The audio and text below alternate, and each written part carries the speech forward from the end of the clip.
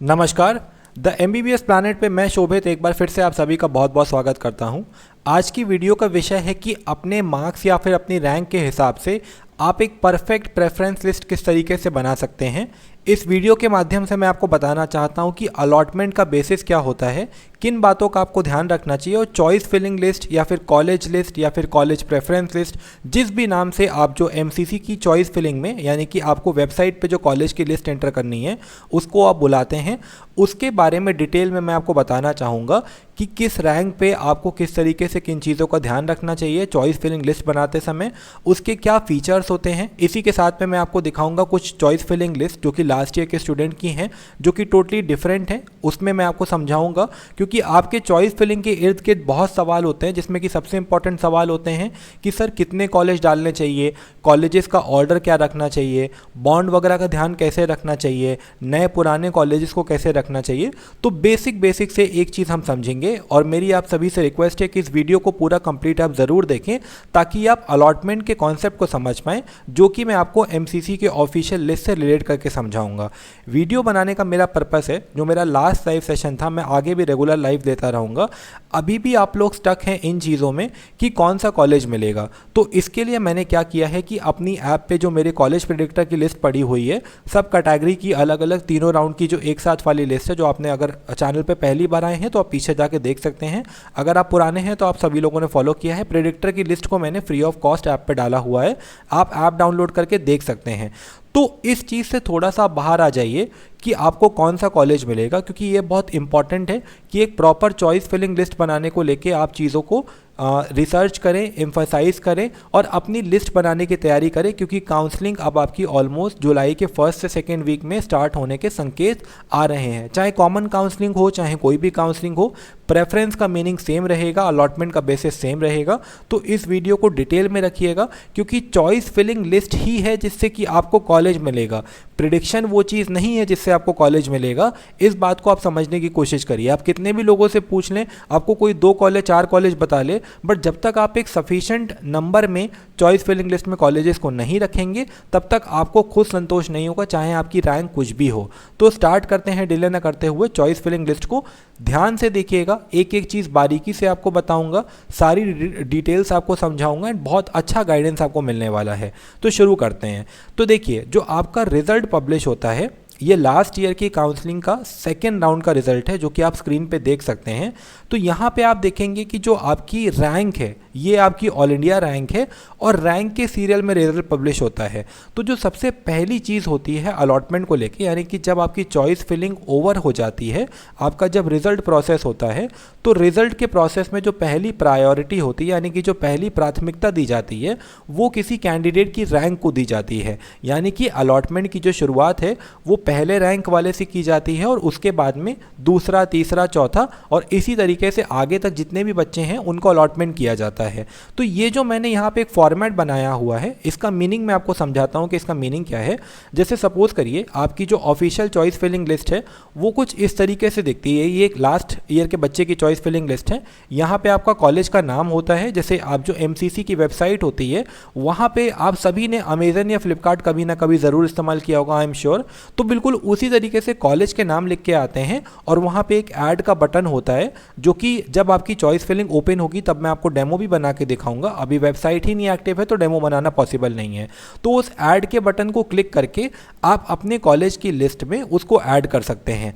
अब खास बात क्या है? खास बात यह है कि इंडिया में ऑलमोस्ट हर सिटी में एक ही मेडिकल कॉलेज है और डिस्ट्रिक्ट के नाम यूनिक होते हैं। तो आप जो उसका सर्च बॉक्स होता है वहाँ पे बस आप डिस्ट्रिक्ट के नाम को सर्च करेंगे तो पूरे कॉलेज का नाम आ जाएगा। जैसे आपको Jorhat medical college and hospital search करना है तो बस आप जोरहट टाइप करेंगे तो आ जाएगा। खाली 3 या 4 सिटीज़ को आप छोड़ दें, जैसे कि कोलकाता, बॉम्बे, लखनऊ और 1-2 और सिटीज़ को अगर आप छोड़ दें, पटना, तो किसी भी सिटी में एक से ज़्यादा कॉलेज नहीं है, मैक्सिमम 2 कॉलेज हैं और ऐसी भी ज़्यादा 10 से 12 सिटी हैं। तो डिस्ट्रिक्ट का नाम सबसे रेलिवेंट तरीका है किसी गवर्नमेंट मेडिकल कॉलेज को सर्च करने के लिए। ठीक है। दूसरी चीज़ क्या है कि चॉइस फिलिंग लिस्ट में कितने भी कॉलेज हो सकते हैं। ये लास्ट ईयर के जितने भी मेरे कैंडिडेट थे सबको अलॉटमेंट मिला हुआ है। आप देख सकते हैं राघव पारिक ने राउंड 2 में खाली 23 चॉइसेस भरी थी, तब भी उनको अलॉटमेंट आया था। ओके तो जो प्रेफरेंस का एक्सप्लेनेशन मैंने बनाया है, यहाँ पे मैंने आपको क्या बताया, जैसे कि सपोज करिए पहला कॉलेज है आपका, दूसरा कॉलेज, कॉलेज का नंबर का मतलब है कि आपने किस ऑर्डर में कॉलेज को रखा हुआ है। ये जस्ट फॉर एग्जाम्पल मैंने कॉलेज के नाम ले लिए हैं, इसका एग्जाम्पल के अलावा कोई पर्पस नहीं है, उनका स्टेट है। और ये जो मैंने यहाँ पे लिखा हुआ है UR OBC EWS, इसका मतलब मैं आपको दिखाना चाहूँगा क्या है। इसका मतलब है जैसे कि आप सभी ने देखा कि आपके एक पर्टिकुलर कॉलेज में एक पर्टिकुलर नंबर ऑफ सीट्स होती हैं, यानी कि किसी एम्स मदुरई है उसमें 100 कॉलेज हैं तो 40 सीट जनरल की होगी, 27 सीट OBC की होगी, 10% सीट EWS की होगी। तो वो मैंने एक सीट को अगर आप एक ब्लॉक मान लें, चेक बॉक्स मान लें, तो मैंने एग्जाम्पल के लिए रखा हुआ है ये समझाने के लिए कि अलॉटमेंट होता कैसे है।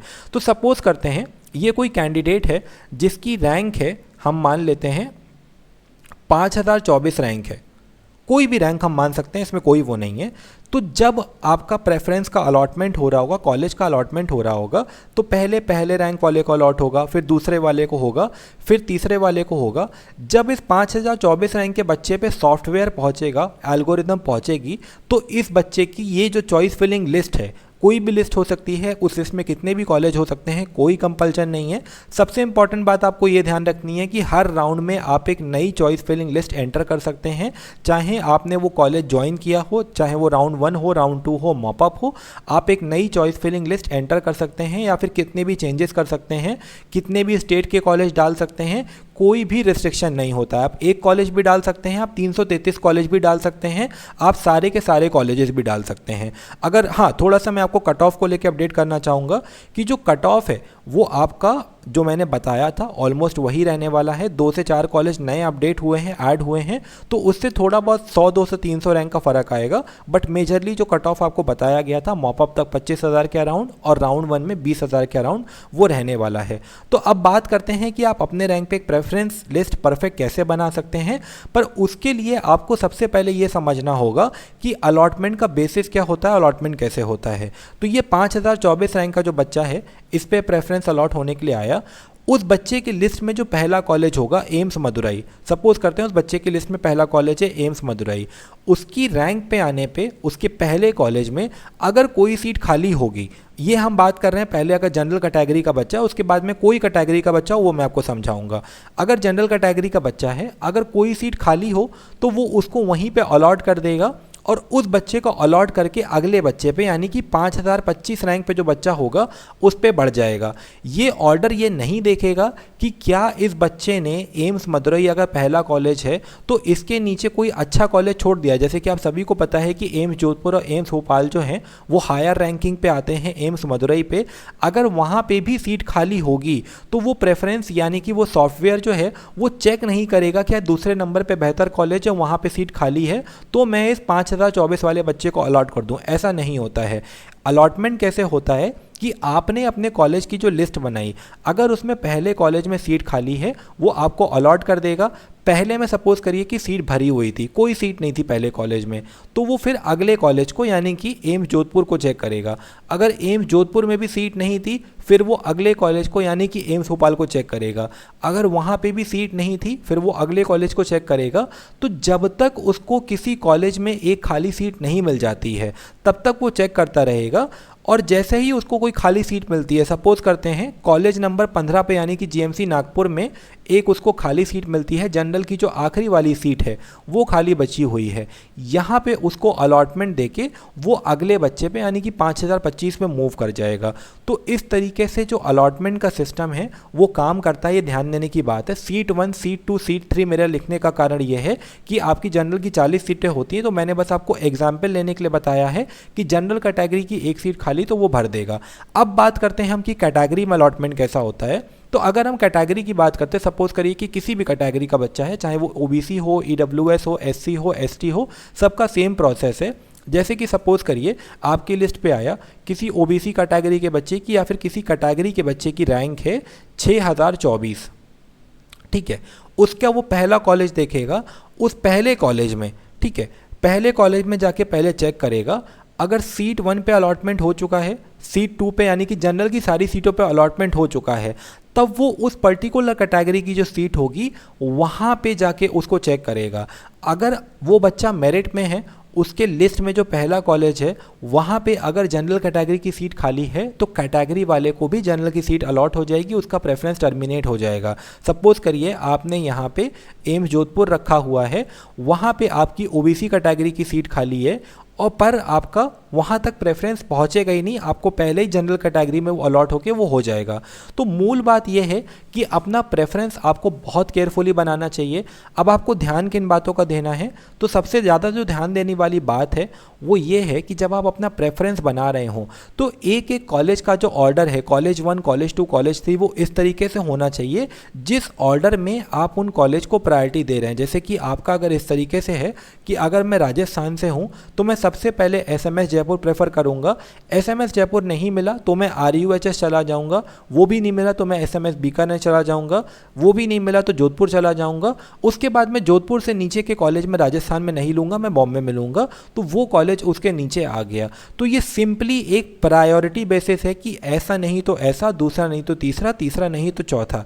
ठीक है, आप अपने लिस्ट में कितने भी कॉलेजेस डाल सकते हैं, इस पे किसी तरीके का कोई रिस्ट्रिक्शन नहीं होता है। आप कॉलेजेस को कम ज़्यादा कर सकते हैं।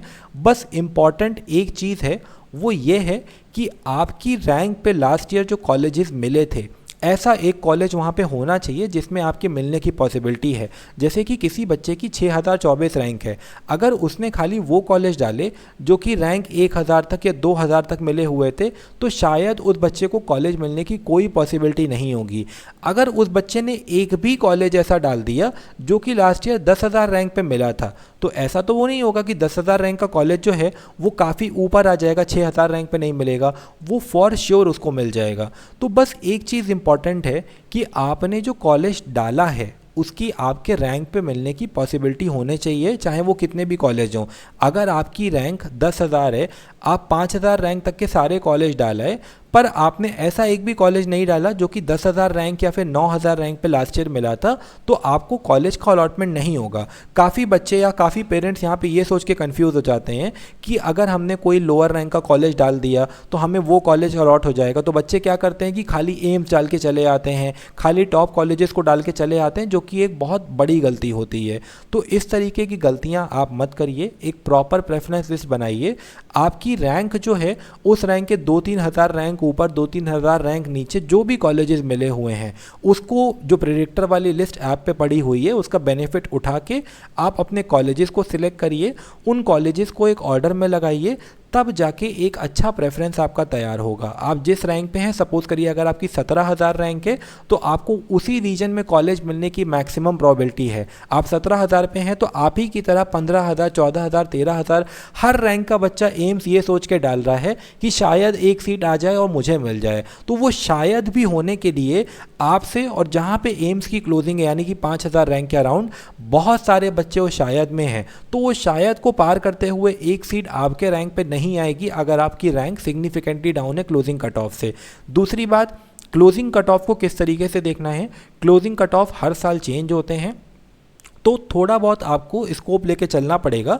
यानी कि अगर अपर रैंक है 2,000, 3,000 रैंक है किसी कॉलेज की क्लोजिंग कट ऑफ, तो उसमें आपको 150 रैंक का, और अगर किसी की क्लोजिंग कट ऑफ 15,000 रैंक के आसपास है तो उसमें आपको 500,000 रैंक का जो स्कोप है वो लेके चलना पड़ेगा चेंज के लिए।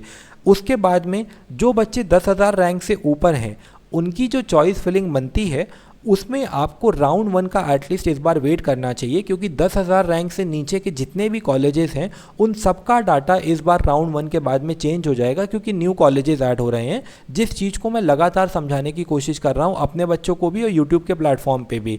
तो आप ये समझने की कोशिश करिए कि 5,000 से ऊपर रैंक वाले हार्डली अलॉटमेंट लेने के बाद में रिपोर्ट करते हैं किसी में कॉलेज में जाके, अनलेस वो बहुत अच्छा कॉलेज हो, घर के पास में हो, दोनों फैक्टर्स मैच कर जाएं। तो राउंड 1 में चॉइस फिलिंग आप करिए, वो आपकी प्रैक्टिस के लिए अच्छा है। आराम से पेशेंस से चॉइस फिलिंग करती चाहिए। उस समय जब चॉइस फिलिंग आएगी तो उन बातों का हम ध्यान रखेंगे। बट एक अच्छी चॉइस फिलिंग बनाने के लिए ये ज़रूरी है कि आपको कॉलेजेस की सही नॉलेज हो, आपको बॉन्ड की सही नॉलेज हो। तो बॉन्ड का डेटा जो है मैं अगली वीडियो में बताऊंगा कि बॉन्ड का ध्यान किस तरीके से रखना है, और अलॉटमेंट का जो प्रोसेस है इस चीज़ को ध्यान में रखिए।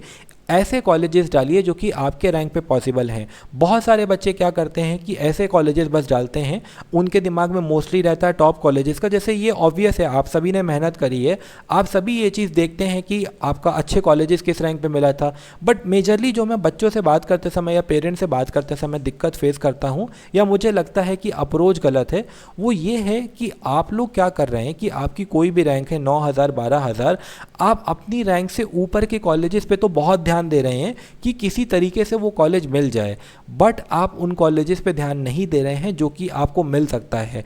जो कॉलेजेस आपको मिलना पॉसिबल हैं, वो 5-10 कॉलेज का ऑर्डर अगर अच्छा रहेगा, वो अच्छी तरीके से आपकी लिस्ट में प्लेस रहेगा, तो ही आपको एक अच्छा कॉलेज मिल पाएगा।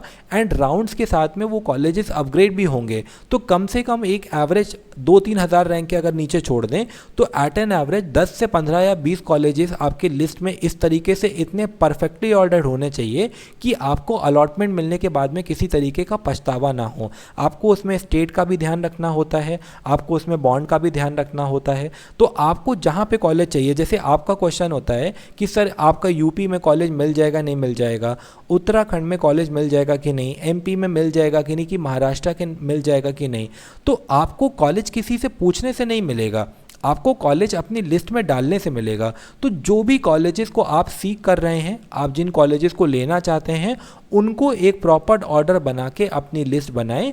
अगर उसमें सीट खाली होगी, जैसा कि मैंने सीट अलॉटमेंट के सिस्टम से बताया, अगर उस कॉलेज में सीट खाली होगी वो आपको मिल जाएगी। अगर सीट नहीं खाली होगी तो ही अगला कॉलेज चेक होगा। मेजरली ये वीडियो जो है वो उन बच्चों के लिए इंपॉर्टेंट थी जो कि आपके साउथ में कॉलेज जिनको मिलने वाले हैं, उनका ये होता है कि क्या सर नॉर्थ में कोई सीट मिल सकती है। अरे आपको नॉर्थ में कॉलेज लेना है तो आप नॉर्थ के कॉलेजेस को लिस्ट में ऊपर डालिए, ठीक है। अगर वहाँ पे सीट खाली होगी, किसी कॉलेज में सीट खाली रहती है, तो आपको पहले नॉर्थ में अलॉट हो जाएगी। आपको कोई ज़बरदस्ती साउथ नहीं भेजता कि आपने साउथ के कॉलेज लिस्ट में डाल दिए, साउथ के कॉलेज ख़राब है, साउथ के कॉलेज में कोई प्रॉब्लम है, तो आपको प्रेफरेंस अलॉटमेंट वाला जो सॉफ्टवेयर है वो पहले आपको सारे अच्छे कॉलेजेस छोड़ के साउथ के कॉलेज अलॉट कर देगा। इस तरीके से नहीं होता है। अलॉटमेंट जो है वो एक बहुत ही फेयर प्रोसेस है, बहुत ही प्रॉपर प्रोसेस है, जहाँ पे प्रॉपर रिजल्ट जनरेट होते हैं। अगर रिजल्ट में किसी भी तरीके की गड़बड़ी हो तो एनटीए या फिर जो भी काउंसलिंग बॉडी होती है वो इस रिजल्ट को वापस ले लेती है। रिसेंट में ये केस हुआ था 2021 में, जहाँ पे खाली एक बच्चे का इंटरनल कोटा नहीं लगा था जेपमर का, उसने रिजल्ट आने के 1 से 1.5 घंटे बाद कोर्ट में केस कर दिया था, और तीसरे घंटे में केस 2021 के फर्स्ट राउंड का वापस ले लिया गया था, दोबारा चॉइस फिलिंग हुई थी। तो ये थे हमारे चॉइस फिलिंग के बेसिक्स। आपको अगर मैं कुछ चॉइस फिलिंग लिस्ट दिखाऊं तो वो कुछ इस तरीके की थी। कुछ बच्चों का प्रेफरेंस होता है कि ठीक है सर खाली टॉप एम्स रखना है, जैसे कि मैंने आपको दिखाया राजस्थान के मोस्टली बच्चों की लिस्ट आपको इसी तरीके से मिलेगी कि वो आपके टॉप एम्स को ऊपर रखेंगे, फिर आपके किन कॉलेजेस को रखेंगे, मतलब आपके राजस्थान के टॉप कॉलेजेस को रखेंगे, फिर उन्होंने एमपी के टॉप कॉलेजेस को रख लिया, ठीक है। तो इस तरीके से एक चॉइस फिलिंग लिस्ट बनती है। यानी कि आपको अगर राजस्थान में रहना है तो ज़रूरी नहीं है कि पहले आप राजस्थान के पाली तक के कॉलेजेस को रख लें और देन आप इंदौर का सबसे बड़ा, मतलब कि एमपी का सबसे बड़ा मेडिकल कॉलेज रखें। एक प्रॉपर सेटअप होना चाहिए, यानी कि पहले आप सारे स्टेट के टॉप कॉलेजेस को रखिए, देन आप सारे स्टेट के मीडियम ऑर्डर के कॉलेजेस को रखिए। उस तरीके से एक अच्छा प्रेफरेंस बनता है, जिससे कि आपको एक सही अलॉटमेंट आने की उम्मीद होती है।